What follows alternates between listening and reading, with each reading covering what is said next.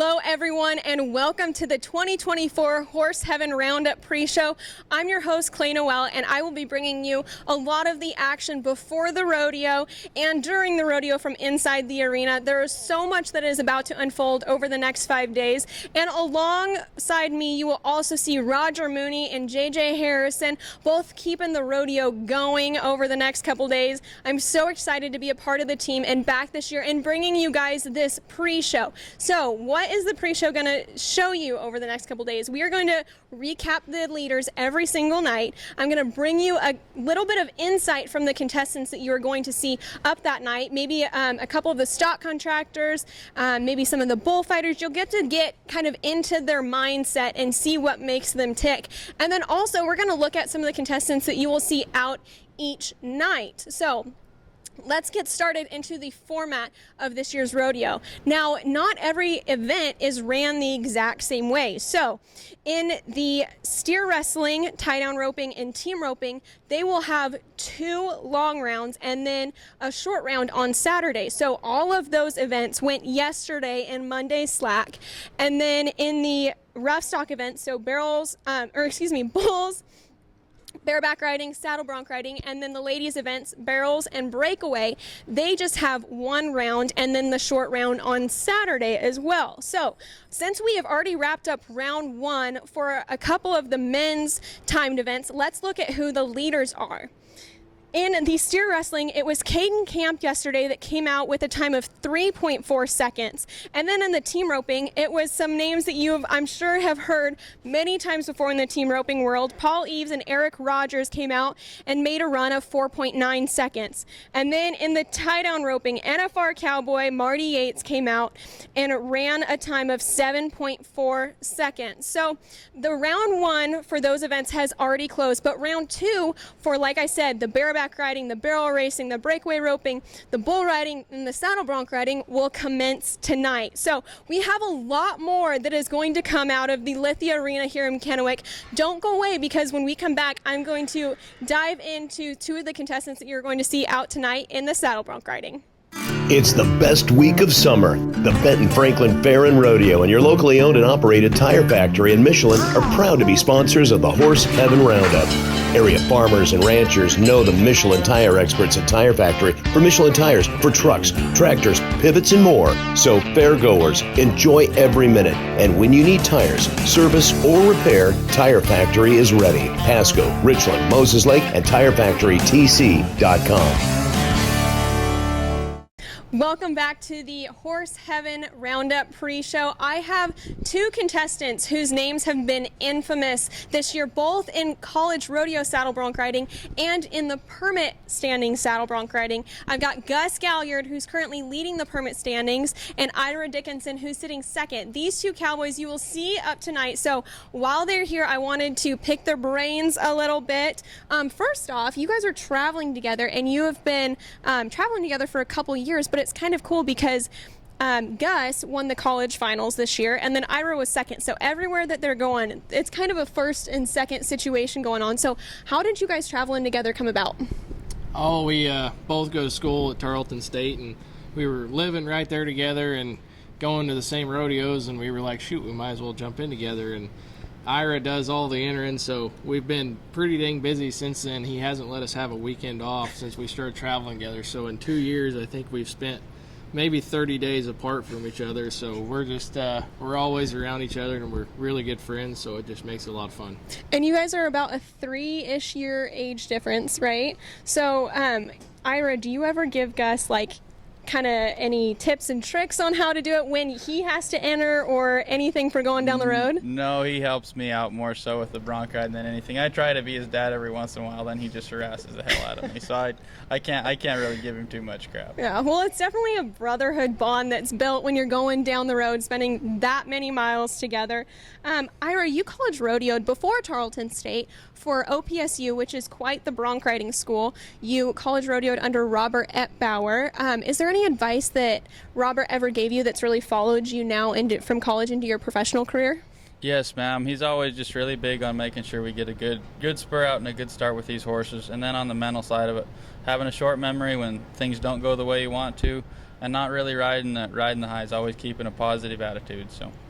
And Ira does that very, very well. You've been staying at the house, so I've gotten to know you just a little bit. Ira's great about that, and it seems like that has really flowed on to you as well, Gus. This is your first time in Washington and your second time ever getting on a Calgary horse. You were 81 points in Canby on one. Did that ride leave you like itching and ready to get on the next Calgary horse? Oh yeah, you grow up watching bronc riding. That's all I've ever wanted to do. And everywhere you go, big rodeos on TV, you see Calgary Stampede buckers, and that's something that I've dreamed about for 21 years of my life, being able to get on a Calgary horse. And I got the opportunity at Canby and just had a nice one. And this one today is going to be a little testy, a little bit bucky, and I've just been thinking about it since I saw the draw a couple days ago, so I'm just really excited. So some exciting action that is going to happen here tonight. So you guys are sitting, like I said, first and second in the permit standings. You've won, I believe, $62,000 and $61,000 this year, which is quite the feat. And that would put you, Gus, at 25th in the world and you, Ira, at 27th in the world. So right on the bubble. Does having that kind of success, even as a permit holder, ever make you want to claim your rookie card next year? Oh yeah, for sure. I mean, both of us are planning on being on our cards next year, and probably even could have gone on them this year and tried it out, but we just wanted to take care of some stuff at school and do the college deal and win a title there and win a team title. So we had a lot of things we wanted to do, and then never coming up here before and rodeoing this time of year, we wanted to try it out one time and just get a feel for everything. So dang sure be looking at us in the rookie standings next year. Well, I hope we just heard it here first that we will see them next year, and it'll be quite the battle. But I want to ask you guys about your horses that you have tonight. Ira, I'm going to start with you. You have annual news from Calgary. What's the game plan for this horse? I'd visited with a friend of ours, Weston Patterson. He had that horse in Pollockville just a few weeks ago. Kind of like Gus's horse. He's a little strong and a little testy. But we're gonna get a good start and see how it comes out. Mm-hmm. And then Gus, you have Baby Kibitz, also of Calgary's. What was going through your mind when you found out that you drew that horse?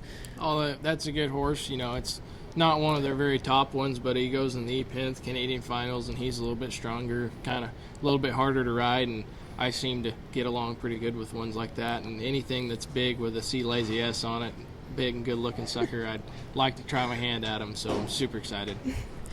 Well, we are about to see a lot unfold here at the Lithia Arena, but don't go away, because when we come back after this break, we're going to look at some other contestants that are also up tonight. It's happening. Get ready to elevate your experience. Introducing the new Wild Horse Resort and Casino app, available for you to download. Now you can book it through the app, book hotel rooms, buy event tickets, reserve your bowling lane, even purchase movie tickets. You can also earn entries into promotions through exclusive app-only games. If that's not enough, now you can view all that's happening on the app. Everything about Wild Horse is at your fingertips. Download, play, and win. Wild Horse Resort and Casino. More winners, more often. We are just moments away from kicking off the 2024 Horse Heaven Roundup. It was so fun to have Gus Galliard and Ira Dickinson on here with me. I had to send them off so that they could go get ready to get on their bronc here soon, but I want to take a look at some of the other contestants that are out tonight, because in some of the events, it is going to be quite the race. So starting off in the bareback riding, it is the reigning CN College National Finals Rodeo champion in the bull riding and the all-around. So when he was there, he was competing in the bareback riding, and that is Wasey Shala. He's got Yukon Ramber, and he really has improved this year. He has just kind of come out swinging, especially ever since his win at the college finals. He's got a riding average of 87.5 points.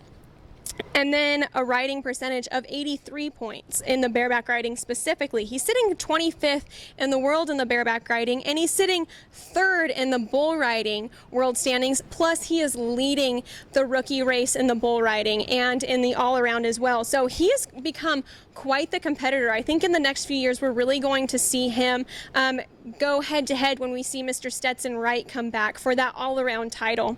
Then in the tie-down roping, again, I'm going to stick with the rookies tonight because it's going to be quite the rookie race. In the tight end roping, I'm going to go with Cole Clemens. He is sitting 12th in the world, and he's got a catch average of about 60%. He's also leading the rookie standings in the tight end roping. He recently won Moses Lake last weekend, and I think it's just going to be quite... if he can be fast and consistent, it is really going to help him in that average, because remember, they have to go for 2 rounds to make it back to the short go on Saturday. So I'm excited to see what Cole can get done tonight. Then in the steer wrestling, it is world champion Jacob Edler, who's going to be my pick tonight. He, like I said, is a world champion, and he consistently stays in that 4 to 6 second range. So if he can stay on the quicker end of that here in this arena, we're going to see something quite extraordinary from him. He is currently 13th in the world and trying to make it back to the NFR.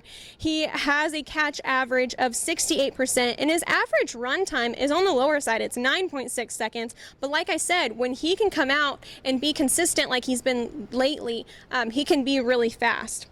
Then in the saddle bronc riding, I know I'm going to sound super repetitive, but I'm going to go with Zach Dallas, who is leading the rookie race. He was at the College National Finals rodeo. Do you see this trend that's going on between College National Finals and PRCA rookie standings this year? Zach placed in the top, I believe, 5 at the College National Finals rodeo in the saddle bronc riding. He was there competing for New Mexico State University. He is currently sitting 12th in the world, and there's only about a $14,000 difference between him at 12th and the 16th place spot. He's got Yuppie Bubbles from Calgary that is an average stock score of 84.5 points, or excuse me, an average stock score of 41 points, and then an average score of 84.5. So I think when they come together, it's going to be something quite extraordinary to see happen in this arena. Then moving down to the first ladies event, I'm going to go with Braylee Shepard. She is currently sitting 25th in the WPRA World Standings, so she's about 10 spots out from qualifying for the National Breakaway Finals. But she is sitting 6th in the wilderness circuit, and if she can keep it clean and catch, is consistently between the 2 and 3 second range. So that's very doable in this arena, and I think she might just get it done tonight. And like I said earlier, this will be the first round for the ladies tonight. In the teen roping, my pick is going to come from right here in Washington. They are such a renowned family in the team roping. Riley and Brady Miner out of Ellensburg, Washington. They have been to over 20 NFRs between the two of them. And right now, Riley's currently sitting 16th in the world, whereas Brady's sitting 17th. So they haven't been to the National Finals Rodeo since 2022. So I think they're really chomping at the bit to get back this year. And they're just so close. They're right on that bubble.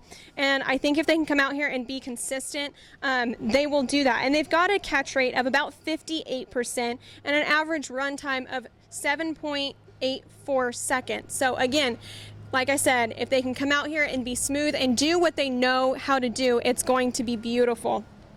Now for the final ladies event of the night, I'm going to go with two-time national finals qualifier, Tiani Schuster. She has just been very consistent lately. She's sitting 8th in the WPRA world standings, so she's not necessarily safe for the NFR. There are some big money moves that can be made over the next 4 weeks, especially within the Big Four rodeos, which the Horse Heaven Roundup is a part of and kicks off that run. But she placed with a time of 16.95 seconds in Gooding, and that can kind of be a big pen. And then in Moses Lake, she placed 3rd there. That can also be a wide open pen. And this pen here at Kennewick is kind of interesting because that second and third barrels can kind of be out in the middle of nowhere, whereas that first barrel is usually right up against the fence. So you've got to get a horse that can rate and that will go past that barrel when you need it to, so that you can bounce off the fence on the first barrel, but also is going to slow down and rate going into the second and third barrel. So I think if she can go out and make a solid run like she has been doing lately, it's going to clock well here. Then in the bull riding, the final event of the night, again, I'm going to go with a rookie. Mr. Jeter Lawrence is sitting 10th in the world standings, so he is on his way. Have you noticed all of these rookies that I've talked about are on their way to their first national finals rodeo? But Jeter's also sitting second in the rookie standings as well. He's got a riding average of 85 points. He won the Cody Stampede over Cowboy Christmas. So I think if he comes out and rides this bull like I know he can, it is going to be quite the feat out in the arena and going to be really set him up for the short round come Saturday. So I hope you guys had so much fun joining me for the first ever Horse Heaven Roundup pre-show. We are minutes away from kicking off the first performance, so settle into your seats, get comfy, because you are not going to want to miss a second of the action that's about to unfold.